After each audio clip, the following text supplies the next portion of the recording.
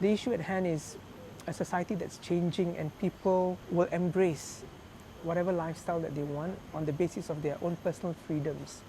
But we also have a religious segment within our community from different backgrounds, traditions, including the Muslim community, who may hold on to certain values and beliefs, including on LGBT. Now, how do you reconcile that with the rest of society? In March 2020, Dr. Nazirudin Mohd Nasir was appointed as Singapore's new Mufti. As Mufti, he oversees key religious rulings that guide the Muslim community. His first 2.5 years have been eventful. There was the COVID-19 pandemic, where he had to help Muslims adapt to safe distancing measures when it came to their religious obligations.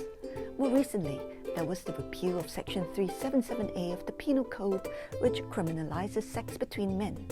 The repeal raised concerns among some in the community. I'm Sumiko, Executive Editor of the Straits Times.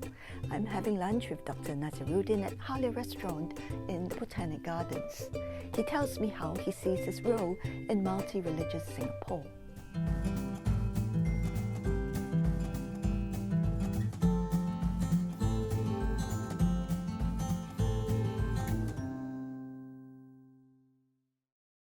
How do you see your job as Mufti?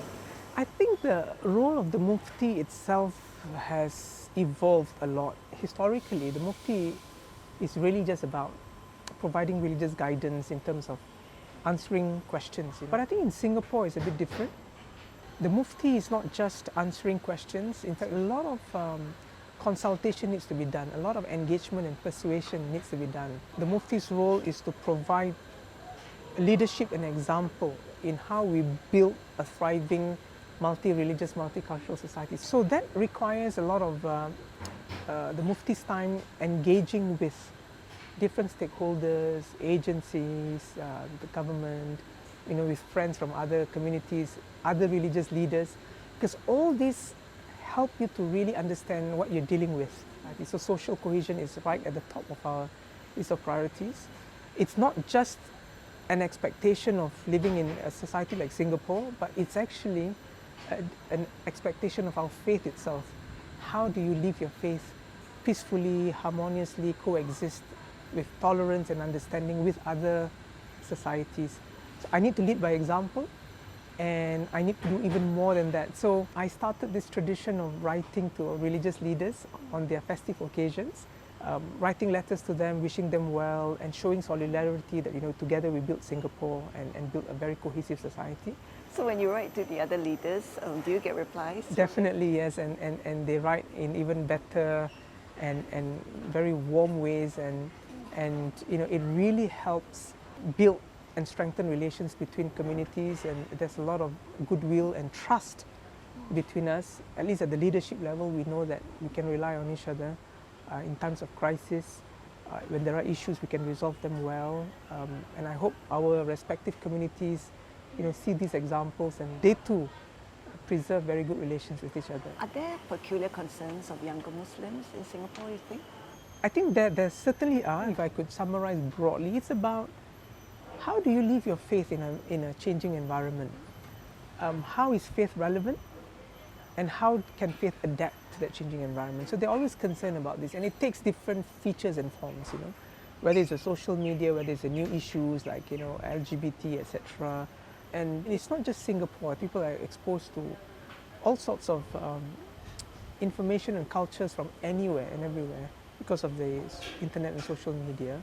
I think it's my duty and the duty of religious leaders and teachers as well to keep the younger generation connected to their faith and to what I would call a more appropriate form of faith, because there are other versions that may come up as reactions to, and we have seen this in some very unfortunate examples of extremism and radicalism, for example, as a way to respond to the modern world. When you are not able to deal with the modern world with confidence, you begin to resort to very extreme forms of expression, and that's a very big concern.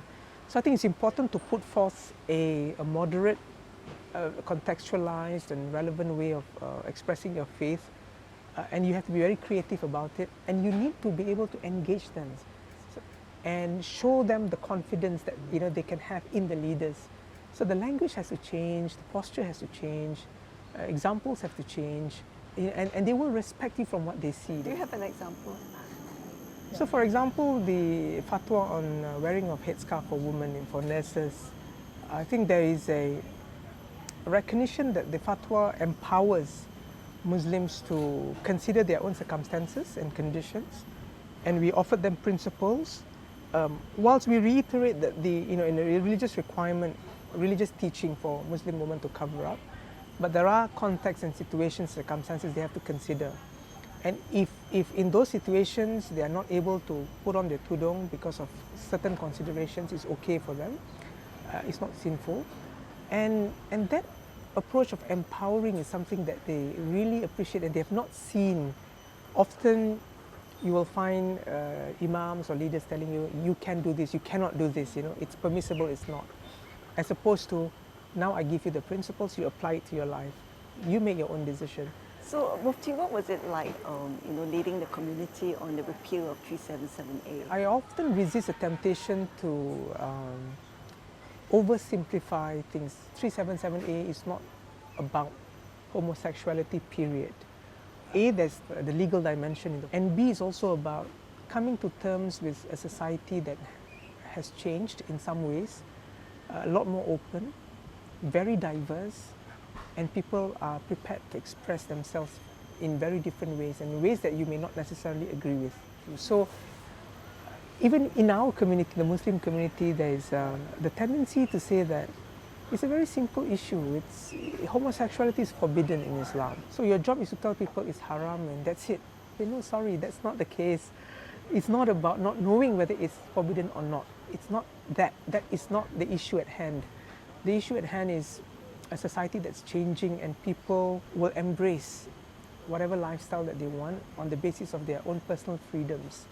But we also have a religious segment within our community from different backgrounds, traditions, including the Muslim community, who may hold on to certain values and beliefs, including on LGBT. Now, how do you reconcile that with the rest of society? As Muslims, we broadly have a position on this, but we cannot and should not impose it on others. At the same time, we must respect the right of others to express themselves differently. So otherwise, you will have a very divided, broken society where everybody fights. I think we haven't gotten to the point where we have enough confidence to debate this openly without necessarily fall into the trap of judging others almost immediately. So that's something we need to work on. So my task is to really help guide the Muslim community on how to look at it in this light. And what I'm doing now is to have a lot of conversations with fellow religious asatiza, the teachers. They have recognized that this is a very big challenge, and I've told them this is the challenge of our generation, of how our society is evolving. And it will clash with some of our values and principles. Now, how do we adjust to that? How do we find a solution to that? We need to talk about it. Thanks very much for meeting, Mufti. Thank you so much for your time and opportunity. It's such a pleasure. They tuned it down, they processed this, it almost sounded like a machine violin, and then it was just looping like half the sentence, right? So imagine Shakespeare, to be or not to be, that is the question. And they go, to be or not, to be or not, to be or not. Just finish the sentence. Yeah.